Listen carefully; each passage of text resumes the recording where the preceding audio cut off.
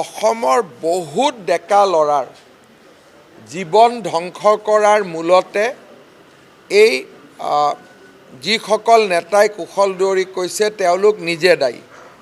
আজি গুৱাহাটীত প্ৰণৱ বড়োৰ যি দুখজনক মৃত্যু তাৰ দায়িত্ব কোনে ল'ব? আজি এওঁলোকৰ নিগেটিভ পলিটিক্সৰ কাৰণে প্ৰতি বছৰে কলেজ ইউনিভাৰ্চিটিত 200-300 ল'ৰাৰ জীৱন ধ্বংস হয় প্ৰতি বছৰে। সেইবাবে তেওঁলোকে বেলেগক অভিযোগ নকৰা ভাল। শিৱসাগৰৰ ৰাইজে সিদ্ধান্ত ল'ব, যাক ভাল তাক ভোট দিব, যাক বেয়া তাক ভোট নিদিয়ে।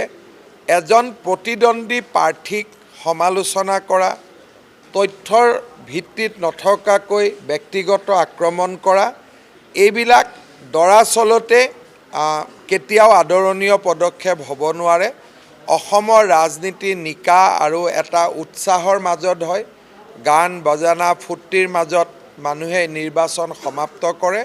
নিৰ্বাচনৰ পৰিৱেশ কলুষিত নকৰিবৰ বাবে মই সকলোকে আহ্বান জনাম। মই একদম ক'ব নোখোজোঁ কোনোবা মানুহে ভয় খাব ভয় নাখাব, মই সেই বিতৰ্কটোত সোমাব নোখোজোঁ। কাৰণ 9 তাৰিখে আমি গমেই পাম যে কি ৰিজাল্ট হ'ব কি নহ'ব।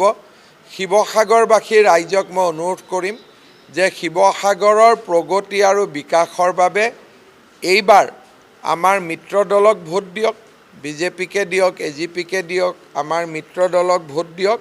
আৰু চুমা বাবাক ভোট দি কোনো লাভ নহ'ব, মই তেনেকৈ ভাবোঁ।